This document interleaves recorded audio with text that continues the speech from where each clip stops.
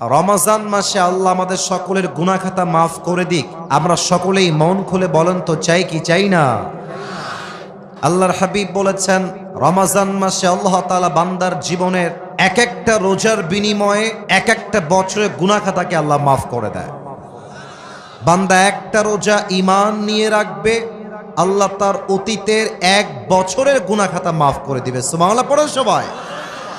তবে আজকে একটা অবাক করা তথ্য আমি এই মাহফিলে দিতে চাই, যেটা হয়তোবা অনেকেই জানেন না। বলতে গেলে 100 ভাগের 99% পিপল, 99 ভাগ মানুষ আপনারা জানেন না। হাদিসে আসছে রমজান মাসে আল্লাহ তাআলা বান্দার জীবনের সব গুনাহ মাফ করেন, সবাইকে আল্লাহ মাফ করেন। তবে তাকে আল্লাহ তাআলা মাফ করেন না যেই বান্দা রোজা রেখেও আব্বা আম্মার সঙ্গে খারাপ ব্যবহার করে, তার কোনো ক্ষমা নাই। যে রোজাও রাখে মায়ের সঙ্গে বদমেজাজ নিয়ে কথা বলে, যে রোজা রাখে বাবার সঙ্গে বদমেজাজ নিয়ে কথা বলে, আল্লাহর হাবিব বলেছেন আল্লাহ তার রোজাও কবুল করবেন না, রোজার মাস তাকে মাফও করবেন না। দেখেন কোরআন কি বলছে। আল্লাহ তাআলা বলেন وَقَضَى رَبُّكَ أَلَّا تَعْبُدُوا إِلَّا إِيَّاهُ وَبِالْوَالِدَيْنِ إِحْسَانًا إِمَّا يَبْلُغَنَّ عِندَكَ الْكِبَرَ أَحَدُهُمَا أَوْ كِلَاهُمَا فَلَا تَقُل لَّهُمَا أُفٍّ وَلَا تَنْهَرْهُمَا وَقُل لَّهُمَا قَوْلًا كَرِيمًا الله أكبر. Your Lord has decreed in this ayah, or you believed, you will worship no one except him. আল্লাহ তাআলা বলছেন তোমার সেজদা কোনো মাজারের সামনে নয়, কোনো বাবার সামনে নয়, কোনো পীরের সামনে নয়, তোমার সেজদা হবে এক সত্তার জন্য। বলেন সবাই তিনি কে? ফার্স্ট মেসেজ ইন দিস আয়াহ। সেকেন্ড মেসেজটা হচ্ছে ওয়াবিল ওয়ালিদাইনি ইহসানা, you have to be good to your parents. If on or both of them reached old age with you, do not repel them. আল্লাহ বলছে বান্দা আব্বা আম্মার সঙ্গে সদ্ব্যবহার করো। বাবা এবং মা উভয়ের মাঝে কেউ যদি বৃদ্ধ হয়ে যায় বা বৃদ্ধা হয়ে যায়, বা উভয়ে যদি বৃদ্ধা হয়ে যায়, do not repel them. বেয়াদবি করো না, বিরক্ত হয়ে একটা উফ শব্দ উচ্চারণ করো না। وَقُلْ لَهُمَا قَوْلًا كَرِيمًا. Speak to them with a noble words. বিনয়ের ডানা বিছিয়ে নরম ভাষায় কথা বলো, বিনয়ের সাথে কথা বলো। Be humble to your parents. ভালো করে কথা বলো। তোমার রোজা এবং তোমার ইবাদত কবুল করবে একজন। আওয়াজ দিয়ে বলেন সবাই তিনি কে? না, এটা দিনাজপুরের সাউন্ড হয় নাই। আরে দিনাজপুরের সন্তান তো আওয়াজ দেয় কাপুরুষের মতো নয়, বীর পুরুষের মতো এর আওয়াজ দিয়ে কথা বলে। বলেন সবাই তিনি কে? অতএব অনেক যুবক আজকের মাহফিলে এসেছো, অনেক যুবক বাপ মাকে মাইনাস করে ফেলো জাস্ট একটা গার্লফ্রেন্ডের পাল্লায় পড়ে। গার্লফ্রেন্ড যাবে আসবে, মাথায় রাখবা গার্লফ্রেন্ড তোমার আপন নয়। তোমার বউ তোমার খুব বেশি একটা আপন মাঝে মাঝে নয়, বরং তোমার সবচেয়ে কাছের আপন মানুষও তোমার মা এবং তোমার বাবা। ঠিক কিনা বলো? বিপদে পড়লে বোঝা যায়, বিপদে পড়লে বোঝা যায় বাপ মায়ের মতো আপন দুনিয়াতে আর সেকেন্ড কেউ হতে পারে না। ঠিক কিনা বলে? অতএব আমি মনে করি আমার যেই মা আমাকে 10 মাস 10 দিন গর্ভে ধারণ করেছেন, আমাকে পালন করেছেন, এমন মায়ের সঙ্গে যেই সন্তান খারাপ ব্যবহার করবে, সেই সন্তান কখনো সুসন্তান হতে পারে না, সে কুলাঙ্গার সন্তান হতে পারে। ঠিক কিনা বলে? যে মায়া মায় গর্ভে ধরে মায়ার জালে বন্দি রেখে করেছে পালন, হে প্রভু তুমিও তারে তোমার আরশ ছায়া নিরে করিও লালন, মাকে করিও লালন। পড়েন সবাই আমিন। তাহলে 1 number, don't misbehave with your parents. যারা যারা আব্বা আম্মার সঙ্গে খারাপ ব্যবহার করেছো, এদিকে তাকাও সবাই, এদিকে তাকাও, দাঁড়িয়ে থাকার এদিকে তাকাও। আজকে আব্বা আম্মার কাছে গিয়ে সবাই মাফ চেয়ে নেবেন, আমিও মাফ চেয়ে নেব যে মা অনেক অন্যায় হয়ে গেছে, ভুল বুঝে তোমাকে অন্যায় করে ফেলেছি, বাজে কথা বলে ফেলেছি, সামনে রমাজান আসছে, মা ও আব্বা তুমি আমারে মাফ করে দাও। বলেন সবাই আমিন। এক নাম্বার, আব্বা আম্মার সাথে খারাপ ব্যবহার করা যাবে না। দুই নাম্বার, যে ব্যক্তির রোজা আল্লাহ তাআলা কবুল করেন না এবং তাকে আল্লাহ তাআলা মাফ করেন না, সে হচ্ছে মুদমিনু খামরিন, যে নেশাখোর, যে মদ খায়।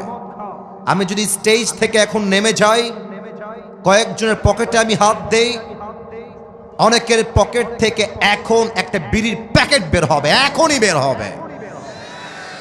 আবার মাহফিল শেষ করে যাওয়ার সময় এপার দিয়ে যাবে, বিড়ি টানতে টানতে বাসায় যাবে। হাদিস শোনেন, ডানে আওয়াজ না, একদম চুপচাপ, ওই কন্ট্রোল করো। ভলান্টিয়ার্স গো ব্যাক, ওদিকে যাও, পিচ্ছি থেকে কন্ট্রোল করবা। এদিকে সবাই লুক এট মাই ফেস, এদিকে ভাই, ওদিকে কিছু নাই, এদিকে। হাদিস শোনেন, ইদা শারিবাল খামর ফাজলিদুহু, আল্লাহর হাবিব বলেছেন যদি কেউ মদ পান করে ফ্লগ হিম, তাকে ব্যাট দিয়ে আঘাত করো। If he becomes intoxicated again, fajliduhu, flog him again.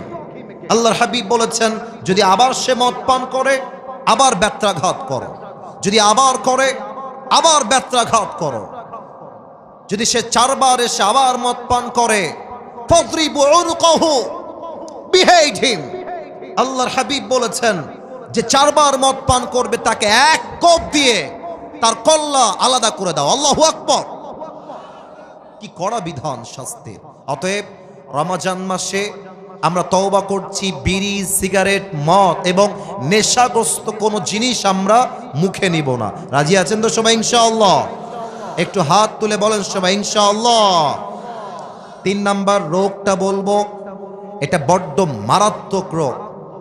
এই রোগের জন্য আমাদের দেশটা ধ্বংস হচ্ছে। এই রোগটা হলো হিংসার রোগ। ভাই তার ভাইকে সহ্য করতে পারে না। আমি ভাইয়ের কথা কি বলবো, বাংলাদেশে এক হুজুর আর এক হুজুরকে সহ্য করতে পারে না, ঠিক কিনা বলে? সারাদিন গীবত, বদনাম, সোশ্যাল মিডিয়ায় ঢুকলেই এক হুজুর আর এক হুজুরকে দেখতে পারে না। আসুন আমরা জেনে নেই হাদিস কি বলছে। আল্লাহর হাবিব বলেছেন আল হাসাদ তাকুলুল হাসানাত কামা তাকুলুন নার আল হাতাব। হিংসা মানুষের আমলকে এমন ভাবে জ্বালিয়ে দেয়, পুড়িয়ে দেয়, যেমন ভাবে আগুন কাঠকে পুড়িয়ে দেয়। এবং আল্লাহর হাবিব বলেছেন রমজান মাসে আল্লাহ তাআলা সবাইকে মাফ করে দিবেন, দুইজনকে মাফ করবেন না। তার মাঝে একজন হচ্ছে মুসাহেন, যে তার হৃদয়ে তার ভাইয়ের জন্য বিদ্বেষ পোষণ করে। অতএব সবাই আমরা নিয়ত করছি আমাদের হৃদয় থেকে সমস্ত হিংসা আমরা রমজানের পূর্বেই মুছে ফেলবো। বলেন সবাই ইনশাআল্লাহ। আর আপনারা গ্রামের মানুষ, আমি আসিফ হুজুর গ্রামের সন্তান।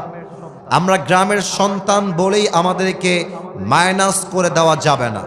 পুরো পৃথিবীতে যারাই ইতিহাস করেছে, যারা ইতিহাসের রচনা করেছে, তার 90% বেশি মানুষ গ্রাম থেকে উঠে গিয়ে ইতিহাস তৈরি করেছে। গ্রামে একটা সমস্যা আছে, একটু কিছু কথা হয়ে গেলে, একটু রাগারাগি হয়ে গেলে আর কথা বলে না, তাকায় না, সালাম কালাম দেয় না, আত্মীয়তার সম্পর্ক বিচ্ছিন্ন করে ফেলে। আল্লাহর হাবিব বলেছেন যে আত্মীয়তার সম্পর্ক বিচ্ছিন্ন করে তার কোনো ইবাদত আল্লাহর কাছে কবুল হবে না। এর চাইতে মারাত্মক হাদিস শোনেন, এর চাইতে মারাত্মক হাদিস, লা ইয়াদখুলুল জান্নাতা কাতিউন, he who break the kinship relationship will not enter in the paradise। জাতীয়তার সম্পর্ক বিচ্ছিন্ন করে কোনো কারণ ছাড়া, তার জন্য আল্লাহর জান্নাত হারাম হয়ে যায়। নাউজুবিল্লাহ বলবেন না আপনারা সবাই? এজন্য যদি ভাই ভাইয়ের সঙ্গে ঝগড়া হয়ে যায়, বোন বোনের সঙ্গে ঝগড়া হয়ে যায়, যেখানে যার যেভাবে ঝগড়া হয়েছে, আজকে আমরা রোজার পূর্বেই সবকিছু মিটমাট করে নিব। বলেন সবাই আওয়াজ করে ইনশাআল্লাহ। 5 নাম্বারটা একটু দেখবেন আমার দিকে। এইটা আমার মুখে কি, এই যে আমার উপস্থাপক ভাই বলেছে, বাদ বাকি আওয়াজ আমার কানে আহামরি আসে নাই। আর একবার আমার মুখে এইটা লম্বা লম্বা কি ভাই? মাশাআল্লাহ। আচ্ছা, মিথ্যা বলবেন না। আমি জানি দিনাজপুরের মানুষ কথায় এক, কাজেও এক। ভালোবাসলে আই লাভ ইউ, না বাসলে আই হেট ইউ, ঠিক কিনা বলেন? আচ্ছা মুরব্বী, আব্বাজান, যুবক ভাইয়ার, আমাকে দাড়িতে আনস্মার্ট লাগতেছে না স্মার্ট লাগতেছে? তো জোরে বলেন না, আনস্মার্ট না স্মার্ট? স্মার্ট লাগতেছে। মনে রাখবেন, দাড়ি কাটাই হচ্ছে এমন একটা গুনাহ, এখানে ওলামা একরাম আছেন, বানিয়ে বলার নো চান্স, নো অপরচুনিটি, যে দাড়ি কাটে প্রত্যেক সেকেন্ডে সেকেন্ডে তার আমলনামায় 60টা করে কবিরা গুনাহ লেখা হয়। এবার আসেন হাদিসটাকে মিলাই দেই। আপনি রোজা রাখলেন, ইটস এ ফাস্টিং, এটা রোজা, এটা সওয়াবের কাজ। সওয়াব করছেন একদিকে, আবার দাড়িটা কামাই ফেলেছেন, প্রত্যেক সেকেন্ডে সেকেন্ডে 60টা করে কবিরা গুনাহ, এদিকে রোজার সওয়াব। দুইটা যখন হবে প্লাস মাইনাস হবে, একদিকে যোগ হবে আর একদিকে ফাঁকা হবে। আপনার মাসের বেতন হচ্ছে 30,000 টাকা আর খরচ হচ্ছে 40,000 টাকা। মাস শেষে ব্যালেন্স অ্যাড হবে 30,000, খরচ হয়ে যাবে 40,000। দেখবেন প্লাস মাইনাস করলে ফলাফল হবে 0। আপনি রোজাও রাখবেন, আবার দাড়িও ক্লিন শেভ করবেন, আপনার ওই রোজার 2 পয়সা দাম আল্লাহর কাছে নাই, ঠিক কিনা বলেন? অনেক যুবক বলবে, হুজুর দাড়ি কাটলে আমাকে মেয়েরা হয়তো বা বিয়ে করবে না। না করো, এটাই কথা ঠিক। বেটি, তুমি আমারে বিয়ে করবে না, কোনো টাইম নাই তোমার। তোমার মতো মেয়ের জন্য আমার মতো দাড়িওয়ালা বীর পুরুষ নয়, তোমার মতো মেয়ের জন্য বিটিএস এর হিজড়াই সবচেয়ে বেশি পারফেক্ট হবে। বলেন তো, আমার নবীর মুখে লম্বা লম্বা চাপ দাড়ি ছিল কি ছিল না? আমার নবীর মতো সুন্দর, অসাধারণ এই তল্লাটে সেকেন্ড কেউ আর কেউ কি হতে পারে? চাঁদের চেয়ে সুন্দর তুমি, নবী আমার কমলি হিওয়ালা, দো জাহানের বাদশাহ তুমি, প্যারা নবী সাল্লে আলা। দো জাহানের বাদশাহ তুমি, প্যারা নবী সাল্লে আলা। চাঁদের চেয়ে সুন্দর তুমি, নবী আমার কমলি হিওয়ালা। সুবহানাল্লাহ পড়ো সবাই।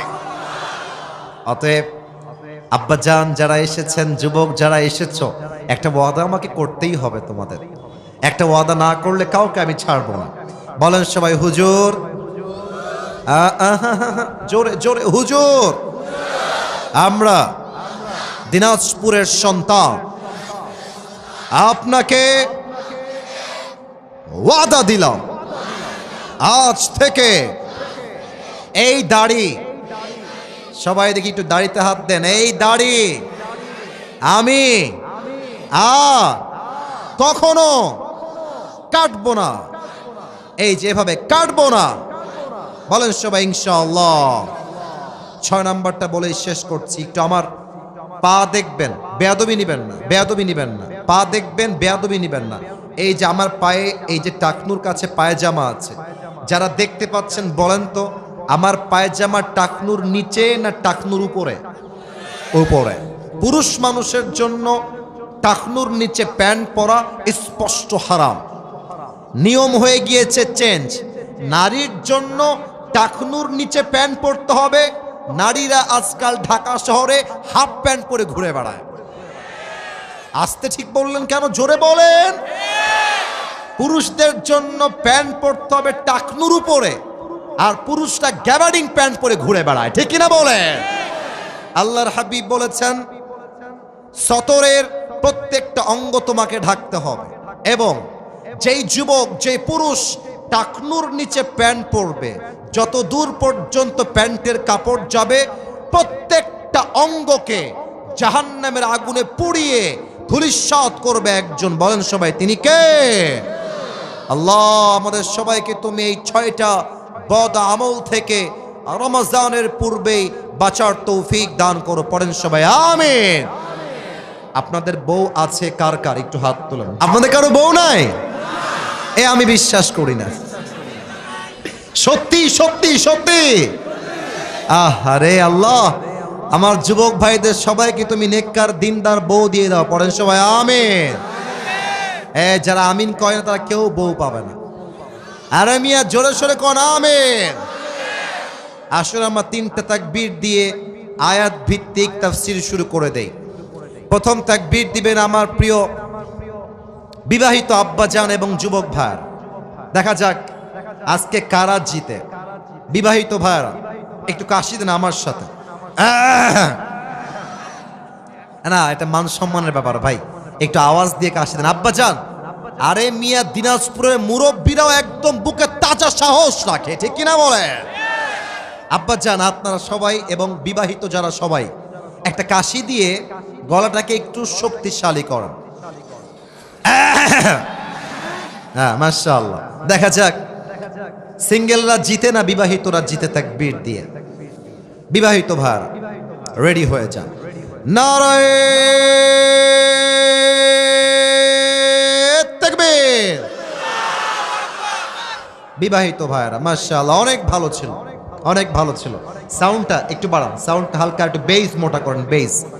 এবার আমার সিঙ্গেল ভাইদের পালা। সিঙ্গেল লাইটকে আসি দাও। আমি মাফ চাচ্ছি, আমি জানি না কারা জিতবে।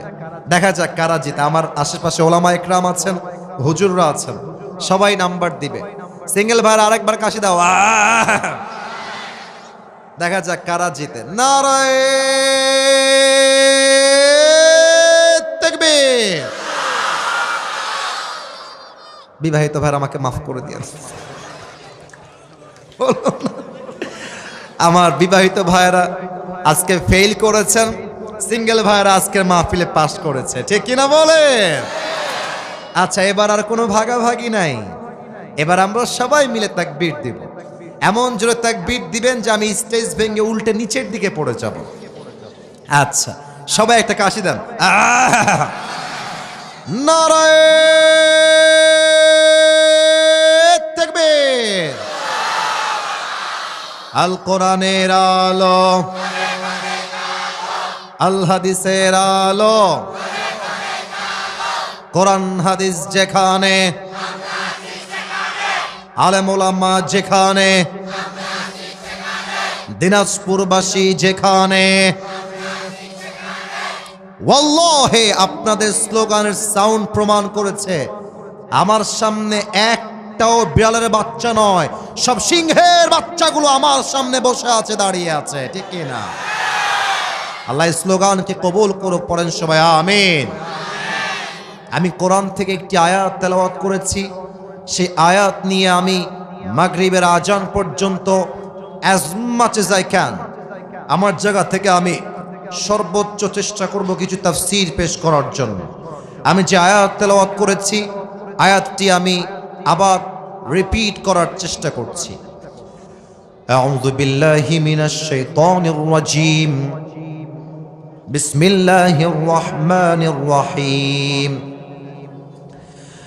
يا أيها الذين آمنوا كتب عليكم الصيام كما كتب على الذين من قبلكم لعلكم تتقون. الله أكبر.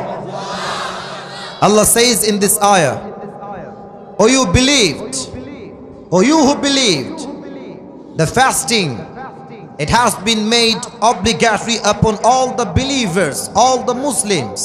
Allah Ta'ala বলছেন রমজানের প্রত্যেকটা রোজাকে আমি আল্লাহ তাআলা ইমানদারদের জন্য ফরজ করে দিয়েছি, as it was before, যেমন এটা আগেও ফরজ ছিল। এবং এটা ফরজ করার মূল উদ্দেশ্য কি আল্লাহ তাআলা বলছেন, লাআল্লাকুম তাত্তাকুন, যাতে করে তোমরা আল্লাহর ভয় অর্জন করতে পারো। আল্লাহ বলছে, বান্দা, রোজা ফরজ করার সবচেয়ে বড় মেইন পারপাস, সবচেয়ে মেইন উদ্দেশ্য হচ্ছে যাতে করে তোমরা আল্লাহর ভয় অর্জন করতে পারো। আল্লাহর ভয়, এটাকে আরবিক ভাষায় বলা হয় তাকওয়া। আমরা আজকে জানবো রমজানের মেইন উদ্দেশ্য কি এবং সে উদ্দেশ্য অর্জন হবে কেমনে এবং এই আয়াতের কি ব্যাখ্যা হতে পারে। পুরো সময় জুড়ে আমরা এই আয়াত থেকে তাফসীর শুনবো। আসুন আমরা তাফসীরে ফিরে যাই। আচ্ছা বলেন তো, রমজানের রোজা এটা কি সুন্নত, ওয়াজিব না ফরজ? আওয়াজটা কমে গেলে তো হবে না। সুন্নত, ওয়াজিব, নফল না ফরজ? ফরজ। তবে অনেকে আপনারা জানেন না যে আগে কিন্তু রোজা এই সিস্টেমে ছিল না। কোন উম্মতের উপরে ছিল 3টা রোজা, কারো উপরে ছিল 10টা রোজা। আমাদের কাছে সিস্টেম হচ্ছে না খেয়ে থাকা। তবে আগে এমনও বিধান ছিল যে রোজা মানে না খেয়ে থাকা নয়, রোজা মানে কথা না বলা। যেমন মারিয়াম আলাইহিস সালাতু ওয়াস সালাম বলেছিলেন, ইন্নী নাযারতু লির-রহমানি সাওমা ফালান উকাল্লিমাল ইয়াওমা ইনসিয়া। উনি বলছেন, আমি আল্লাহর নামে রোজা রেখেছি, মান্নত করেছি, অতএব আজকে আমি কারোর সাথে কোনো কথা বলবো না। তখনকার সময়ে কথা না বলাই ছিল একটা রোজা। এখন রমজানের রোজা হচ্ছে একটা ফরজ প্রভিশন, ফরজ বিধান। আল্লাহ বলছে প্রত্যেকটা রোজার বিনিময়ে তোমাকে একটা গুণ অর্জন করতে হবে, গুণটার নাম হলো তাকওয়া। আচ্ছা, তাকওয়া মানে কি? ব্যাখ্যা শুনবেন। আপনাদের ওই যে পেছনে আমি দেখতে পাচ্ছি অনেক জঙ্গল আছে, এই যে এদিকে আমার দিকে তাকান। ওদিকে যখন আসলাম, চতুর্পাশে গাছ গাছালি সবুজ শ্যামল দিয়ে ঘেরা। আচ্ছা, দিনাজপুরের বিরলের ভার, আপনি যদি একটা জঙ্গলে যান, মনে করেন আফ্রিকার জঙ্গল মনে করেন, অথবা ভাবেন আমাদের খুলনার সাতক্ষীরার সুন্দরবন। সুন্দরবনের নাম তো শুনছেন সবাই আপনারা নাকি? কথা কনা শুনছেন তো সবাই আপনারা নাকি? আচ্ছা, সুন্দরবনে আপনি হাঁটতেছেন রাস্তা দিয়ে। আচ্ছা বলেন তো, বুঝে থাকলে রাস্তায় কি শুধু রাস্তাই থাকে, না বাগানের রাস্তায় কাটাও থাকে? কাটাও থাকে, সাপ থাকে, বিচ্ছু থাকে, অনেক কিছুই থাকে। আপনি যখন বাগান দিয়ে হাঁটবেন, জঙ্গল দিয়ে হাঁটবেন, আপনি খুব সাবধানে হাঁটবেন। কেমন করে হাঁটবেন? আপনি জুতা পরবেন, হাতে একটা লাঠি রাখবেন, যেন সাপ অ্যাটাক করলে আপনি অ্যাটাককে ডিফেন্স করতে পারেন। এটাই হচ্ছে তাকওয়া। হাদিস থেকে বলছি, উবাই ইবনে কাব রাদিয়াল্লাহু তাআলা আনহু কে ওমর ফারুক রাদিয়াল্লাহু তাআলা আনহু ডাক দিয়ে বললেন, হে উবাই ইবনে কাব, মা তারিফুত তাকওয়া? হে উবাই, আমাকে একটু বলো তো তাকওয়া কাকে বলে? উনি বললেন, ইয়া আমিরুল মুসলিমিন, আপনি কি কখনো কাঁটাযুক্ত রাস্তায় হেঁটেছেন? বলছি, ইয়েস, আমি হেঁটেছি। কেমনে হেঁটেছেন? বলছেন, আমি জুতা পরেছি, বুটের জুতা, যাতে কাঁটা আমার ভেতরে ঢুকে না যায়। হাতে আমি লাঠি রেখেছি, যাতে সাপ বিচ্ছু অ্যাটাক করলে আমি ডিফেন্স করতে পারি। উবাই ইবনে কাব বলছেন, that is the definition of তাকওয়া, এটাই হলো তাকওয়া। তো ওমর ফারুক বলছে, কি বললেন? এইটা তাকওয়া কেমনে হয়? আমি তো সংখ্যা বুঝলাম না, একটু বুঝায় বলেন। উবাই ইবনে কাব বললেন, দুনিয়াতে চলতে গেলে একদিকে আছে হালাল, আমার কথা বুঝে থাকলে উত্তর দেন। একদিকে আছে, সবাইকে বলতে হবে, একজনও মাইনাস হওয়া যাবে না। একদিকে আছে, আর একদিকে আছে হারাম। বলেন সবাই, একদিকে হালাল আর একদিকে। আপনি যদি মুসলমান হন, আমি আপনাকে 2টা অপশন দিচ্ছি। এক, আমি তোমাকে একটা সরকারি চাকরি দিব, যেই সরকারি চাকরির বেতন হবে মাস শেষে 70,000 টাকা, ফর এন এক্সাম্পল, উদাহরণ হিসেবে। আর তোমাকে এই চাকরি করার জন্য প্রথমেই 10 লাখ টাকা ঘুষ হিসেবে দেওয়া লাগবে। আর সেকেন্ড অপশন হলো কোনো চাকরি নয়, তোমাকে দিনাজপুর শহরে একটা ভ্যানের মধ্যে করে মুড়ি বিক্রি করতে হবে, যেখানে কোনো ঘুষ নাই, পুরোটাই হালাল। আপনি যদি মুসলমান ঘরের সন্তান হয়ে থাকেন, আপনি বলবেন, যেই চাকরি করতে আমাকে ঘুষ দেওয়া লাগে, ওই চাকরির মুখে আমি লাথি মারি। আমি ভ্যান চালায় খাবো, জমিতে আমি চাষ করে খাবো, আমি কৃষক হয়ে থাকবো, আমি ঝালমুখ মুড়ি বিক্রি করে খাবো, আমি মানুষের জমিনে খেটে খাবো, তবু আল্লাহর জমিনে বেঁচে থাকতে হারামের একটা পয়সা আমি গ্রহণ করতে পারবো না। ঠিক কিনা বলেন? দিস ইজ তাকওয়া।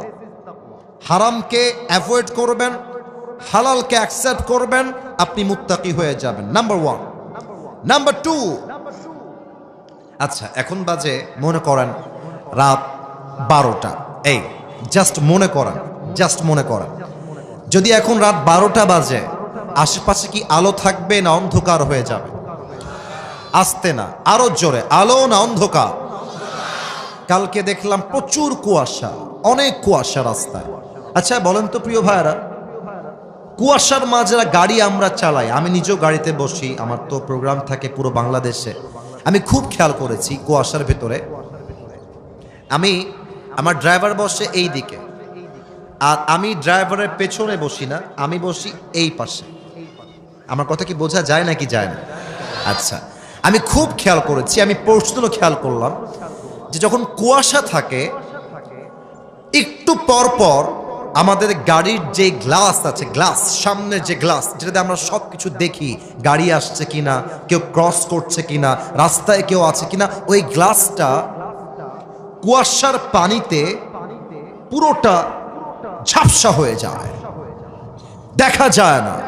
আবার দেখবেন যখন কুয়াশা পড়ে দিনাজপুরে, কুড়িগ্রামে, রংপুরে, দেখবেন যেই বাস চলে 120 গতিতে, যেই বাস চলে 170 গতিতে, 150 গতিতে, 100 গতিতে, দেখবেন ওই বাস কুয়াশার সময় চলে মাত্র 30 অথবা 40। কেন? সামনে কিছু দেখা যায় না।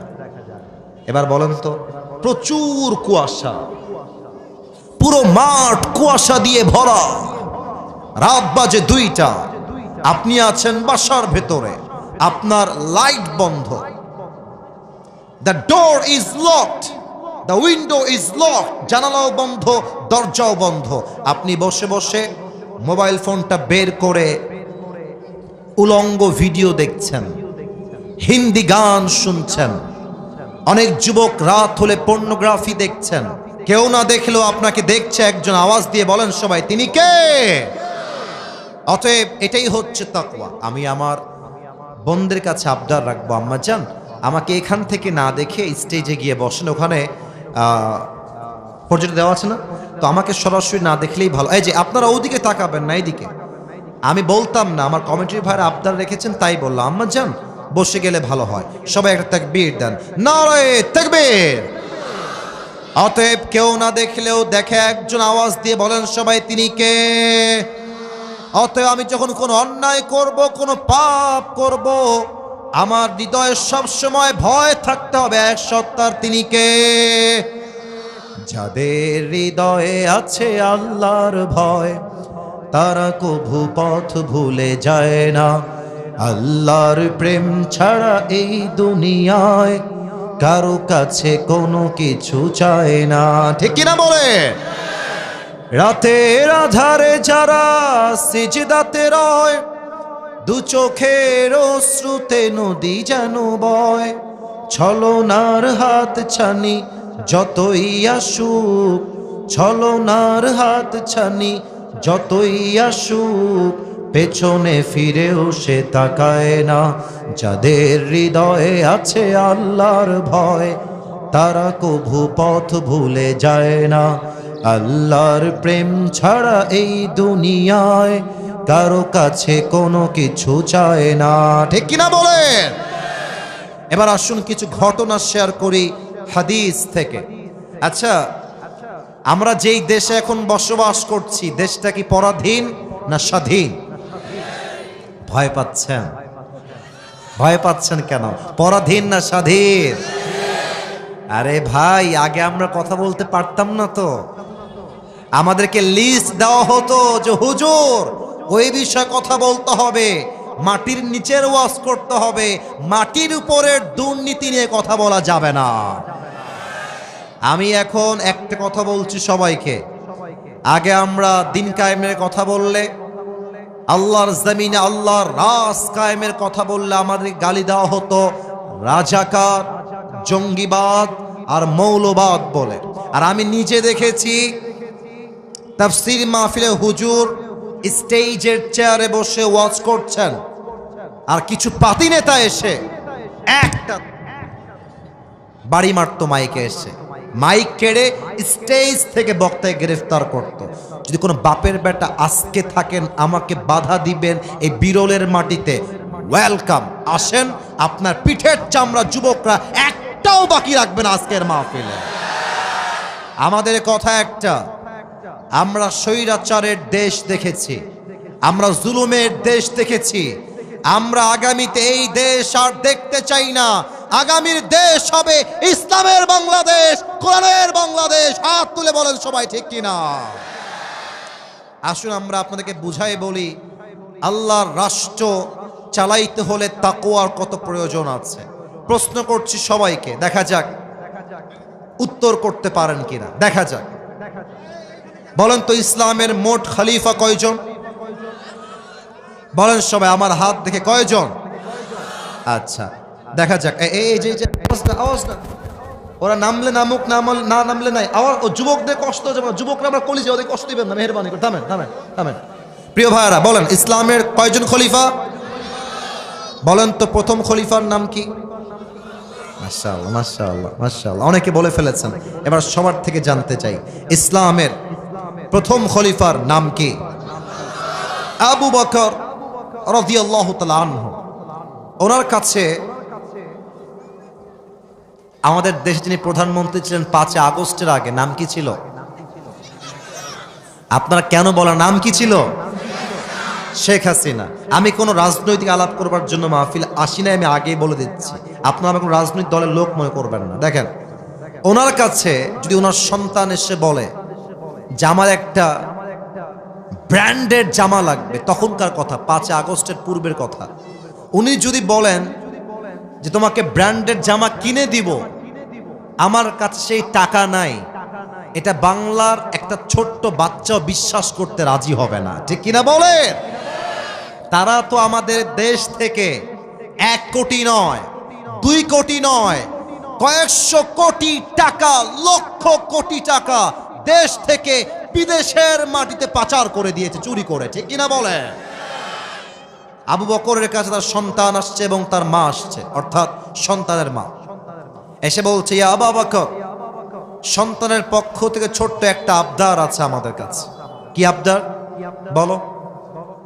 তো বলছে, আপনার সন্তানরা আরবের সবচেয়ে দামি খাবার সারিদ খেতে চায়।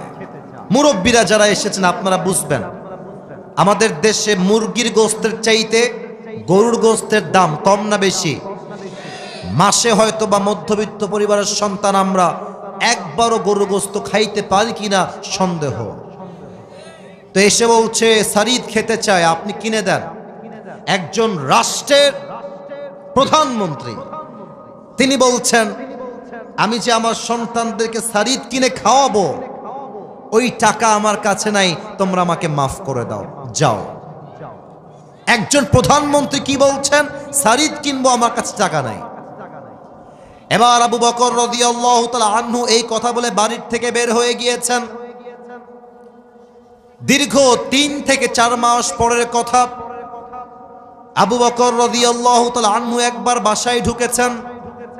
বাসায় ঢুকেই দেখছেন তার বউয়ের হাতে ছোট্ট একটা প্লেট রাখা। বলছে, প্লেটে কি ঢাকা? দেখি খুলো তো প্লেটটা। প্লেট খুলে দেখছে প্লেটে কয়েকটা সারিদের টুকরা রাখা আছে। এবার আবু বকর বলছে, সারিদ তোমরা পেলে কই থেকে? আমি তো সারিদ ক্রয় করি নাই তোমাদের জন্য, আসলো কই থেকে? আবু বকরের বউ বলছে, ইয়া খলিফাতুল মুসলিমিন, আপনি যে আমাকে প্রত্যেক মাসে কিছু হাত খরচের টাকা দেন, প্রত্যেক মাসের টাকা বাঁচিয়ে বাঁচিয়ে বাঁচিয়ে বাঁচিয়ে কয়েক মাসে যা জমা হয়েছে, সেই টাকাগুলো জমিয়ে আমি আমার সন্তানের আবদার পূরণ করবার জন্য কয়েক টুকরা সারিদ ক্রয় করেছি, এটা হালাল, টেক ইট, নেন, একটু খান, এটা আপনার জন্য হাদিয়া। আবু বকর নিয়েছেন, সারিদগুলো খেয়েছেন, খেয়ে সোজা সংসদ ভবনে চলে গিয়েছেন। রাষ্ট্রের প্রধান দায়িত্বশীল এমপি, মন্ত্রী, মেয়র, পুলিশ সবাইকে ডেকে বিশাল লম্বা একটা সভা করেছেন। আর ডাক দিয়ে বলছেন, সবাই শুনবেন মন দিয়ে, আমি আবু বকর এই রাষ্ট্রের প্রধানমন্ত্রী হলাম, আমি একা, আমার উপরে সব দায়িত্ব। আপনারা আমাকে প্রত্যেক মাসে যেই বেতন দান করেন এই বেতনটা আজ থেকে কমায় দেন, যা ছিল কমায় দেন। তো একজন বলছে, আবু বকর কমাবেন কেন? বেতন তো আরো বাড়বে দিন দিন, কমাবেন কেন? আবু বকর ডাক দিয়ে বলছে, শোনো, আমার প্রত্যেক মাসের বেতন থেকে টাকা বাঁচিয়ে আমার বউ আমার জন্য, সন্তানের জন্য শাড়ি ক্রয় করেছে। এর দ্বারা প্রমাণ হয়ে গিয়েছে যে আমার সংসার এর চাইতে কম টাকায় চলবে, তোমরা কমিয়ে দাও। যদি না কমাও, কিয়ামতের দিন আমাকে এটার জন্য পাকড়াও করবে। একজন আওয়াজ দিয়ে বলেন সবাই, তিনি কে? জাস্ট কয়েকটা টাকা বেতন কমিয়ে দিয়েছেন। এমন ভয় যদি আমার রাষ্ট্রের প্রত্যেকটা দায়িত্বশীল ব্যক্তিবর্গের মাঝে ঢুকে যায়, আগামীর বাংলাদেশ দুর্নীতিমুক্ত বাংলাদেশ হয়ে যাবে। ঠিক কিনা বলেন? এটা হচ্ছে আল্লাহর ভয়। আচ্ছা, আপনারা একজন ব্যক্তির নাম বলছি, দেখেন তো আপনারা সবাই চেনেন কিনা।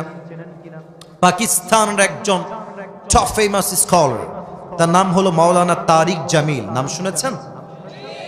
আপনারা শুনেছেন, মাশাআল্লাহ। যুবকরা তোমরা দেখেছো, দেখবা ফেসবুকে ওনার ওয়াজ আসে। ওনার বাসা হচ্ছে পাকিস্তানে। দেখবা অলওয়েজ সাদা পাঞ্জাবি পরে, অলওয়েজ সাদা পাগড়ি, সাদা পায়জামা। তো আমি সেই দিন তাকওয়াকে নিয়ে স্টাডি করছিলাম, রিসার্চ করছিলাম যে তাকওয়া আসলে ইসলামে কাকে বলা হয়। তো আমার হঠাৎ করে আমার সামনে একটা, যা সত্য তাই বলবো, বানিয়ে বলার কোনো চান্স নাই, মিডিয়া আমার কথাগুলো রেকর্ড করছে, একটা ছোট্ট বক্তব্য আমার সামনে আসলো। যে বক্তব্যের টাইটেল ছিল এরকম উর্দুতে, আল্লাহ কা ডর বন্দে কে দিল মে कैसा होना चाहिए। আল্লাহর ভয় বান্দার অন্তরে কেমন থাকবে, আজীব এক ওয়াকিয়া, অবাক করা একটা ঘটনা। আমি ওপেন করলাম। আচ্ছা, অসুস্থ হলে আপনারা কিসে ভর্তি হন? এই যে কথা না বললে দিনাজপুরের মাটির তো বদনাম হবে। অসুস্থ হলে আমরা কিসে ভর্তি হই? হসপিটাল বা মেডিকেল। আচ্ছা, এই যে পিচ্ছি, পিচ্ছি, ওকে ধরো তো, ওকে বসে দাও, বসো। ব্যাটা তো ঠ্যাং ভেঙে ফেলবো রে। চুপ করে বসো কলিজা বাবু, বসে পড়ো। সবাই তাকবীর দেন, নারায়ে তাকবীর। ভাইরা, 1 ঘন্টা ওয়াজ হয়ে গেছে, একটু পরে আজান দিবে। আমরা জানি শেষ ভালো যার। ওরে ভাই বলেন, শেষ ভালো যার। আর কয়েকটা মিনিট সময় আছে, আমাকে দেওয়া যাবে কি যাবে না? তো তারিক জামিল বললেন, পাকিস্তানের একজন যুবক আফটার বিং সিক, অসুস্থ হওয়ার পরে সে একটা খ্রিস্টানদের হসপিটাল, মিশনারি হসপিটালে ভর্তি হয়েছে। ভর্তি হওয়ার পরে যখন 7 দিন হয়ে গিয়েছে, আপনারা জানেন সবাই যে খ্রিস্টানদের প্রত্যেকটা নার্স হয় মেয়ে। আমাদের বাংলাদেশে মেডিকেলগুলোতেও নার্স হয় মেয়ে। আর বেশিরভাগ নার্সরা কিন্তু দেখতে অধিকাংশই, হাসবেন না, সুন্দরী হয়, এটাই সত্য কথা। তো পাকিস্তান তো আরো সুন্দরী।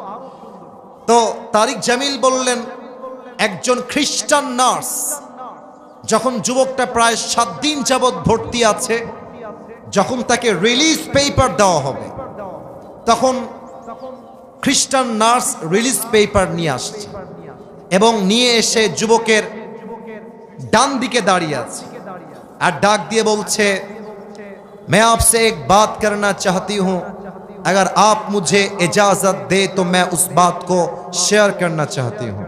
মেয়েটা বলছে, ভাই আপনি যদি আমাকে অনুমতি দেন, আমি আপনার সঙ্গে 1টা মিনিট কথা বলতে চাই।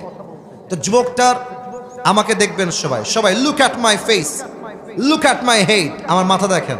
যুবকটার মাথা অলওয়েজ মেয়ে আসলেই নিচের দিকে তাকায় না, মুসলমান তাকায় না, নিচের দিকে।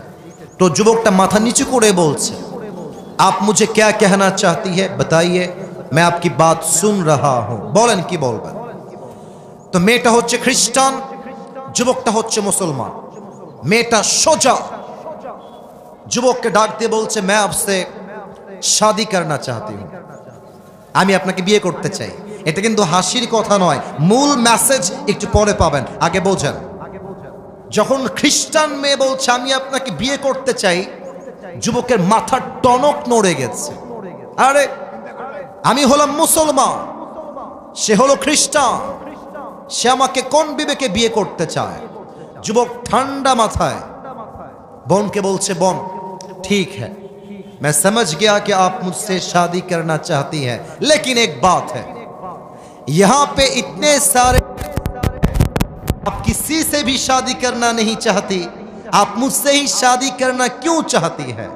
अरे বোন, ছেলের তো অভাব নাই, কত পেশেন্ট, কত যুবক, কত ডাক্তার এই মেডিকেলে বসে আছে, সবাইকে বাদ দিয়ে आप मुझे ही क्यों शादी करना चाहती है, আপনি আমাকে কেন বিয়ে করবেন? তো তারিক জামিল বললেন, যুবকের প্রশ্নের পরে নারীটা ডাক দিয়ে বলছে, मैं आपसे शादी करना चाहती हूं, इसका एक बहुत बड़ा रीजन है मेरे पास, একটা বিশেষ কারণে আমি আপনাকে বিয়ে করতে চাই। বলছে বলেন কি কারণ, আমি শুনতে চাই। মেয়েটা বলল, এখানে যত নার্স আছে সমস্ত নার্সের মাঝে সবাই জানে I am the most beautiful lady, আমার মতো সুন্দরী নার্স এই পুরো মেডিকেলে সেকেন্ড আর কেউ নাই। আমি যখনই পেশেন্টদের রুমে যাই চেক আপ করার জন্য, টেস্ট করার জন্য, দেখার জন্য, আমি যখনই রুমে এন্ট্রি নেই, हर कोई मुझे ऐसे ऐसे ऐसे ऐसे घूम के देखता है कि कौन आया है। সব যুবক আমার দিকে তাকায় থাকে ফেল ফেল করে, সবাই আমার রূপের প্রশংসা করে। বাট তুমি এমন একজন যুবক, আজ 7 দিন যাবত তুমি আমার এই ওয়ার্ডে ভর্তি আছো, আমি এতবার আসলাম, এতবার গেলাম, এতবার আসলাম, এতবার গেলাম, तुमने एक मर्तबा भी मुझे आंख उठा के नहीं देखा, আমার দিকে তুমি একবারও চোখ তুলে তাকাও নাই। আমি ভাবলাম সবাই তাকায়, এই যুবকটা কেন তাকায় না? আমি জানার জন্য গেলাম একজন ব্যক্তির কাছে, বললাম যে हर कोई मुझे देखता है लेकिन ये मुसलमान लड़का मुझ पर आंख उठा के भी नहीं देखता, इसका वजह क्या है, কারণ কি, আমাকে দেখে না কেন? আমাকে ডাক দিয়ে তিনি বললেন, প্রিয় বোন শোনো, মুসলমান যুবকদের জন্য গায়রে মাহরাম নারীর দিকে তাকিয়ে থাকা হারাম। তো সেই যুবক চাইলে তোমাকে দেখতে পারে, চোখের মজা নিতে পারে, বাট ওই যুবক জানে যখন সে তোমাকে তাকিয়ে দেখে চোখের মজা নিবে, আত্মার মজা নিবে, দেহের মজা নিবে, ওকে কেউ না দেখলেও দেখবে একজন। আওয়াজ দিয়ে বলেন সবাই, তিনি কে? আমি এই কথা শুনে আমি তোমার জন্য পাগল হয়ে গেছি। আমি ভেবেছি জো লড়কা, এই কথা খুব ভালো করে শুনবেন আব্বা জান, যুবক ভাইরা একটু বোঝেন মেয়ে কি বলছে দেখেন। जो लड़का अल्लाह से इतना वफादार हो सकता है, वो लड़का अपनी बीवी से कितना वफादार होगा। আরে যেই যুবকটা আল্লাহকে পরিমাণ ভালোবাসতে পারে, ও তোর বউয়ের জন্য জীবনটাকে বিসর্জন দিয়ে দিবে, ঠিক কিনা বলেন? এই জন্য আমি তোমাকে বিয়ে করতে চাই, তুমি কি রাজি আছো কিনা? এবার যুবকটা বলছে, अगर आप मुझसे शादी करना चाहती है तो एक शर्त है मेरे पास, अगर आप शर्त को कबूल कर ले तो मैं आपसे शादी करूंगा। शर्त আছে একটা, বলেন কি শর্ত? মেয়েটাকে যুবক বলছে, अगर आप कलमा पढ़ के मुसलमान हो जाए तो मैं आपसे शादी करूंगा। মেয়ে বলছে আমি রাজি আছি, নট আ বিগ ডিল। ওলামা একরাম নিয়ে আসেন, আলেম এসেছে, কালেমা পড়িয়েছে, মেয়েটা মুসলমান হয়েছে এবং ওই মেডিকেলে মুসলমান হয়ে দুইজনের সঙ্গে দুজনে বিয়ে হয়ে গিয়েছে। সুবহানাল্লাহ। আমি একটা কথা ওয়াল্লাহি আল্লাহর কসম করে বলছি, বানিয়ে বলি নাই, যা শুনেছি তা বললাম। মেসেজ একটাই, বিয়ের সময় আসলে অনেক মেয়েরা টাকা পয়সা বাদ দিয়ে বুইড়া টাকলার সঙ্গে বিয়ের পিড়িতে বসে যায়। মেয়েদের বোঝা উচিত বিয়ের সময় ছেলের টাকার জরুরি নয়, ভালো চাকরি জরুরি নয়, বিয়ের জন্য সবচেয়ে জরুরি তাকওয়া এবং যুবকের চরিত্র, ঠিক কিনা বলেন? আল্লাহ প্রত্যেকটা মেয়েকে চরিত্রবান যুবক বিয়ে করার তৌফিক দান করুক, পড়েন সবাই আমিন।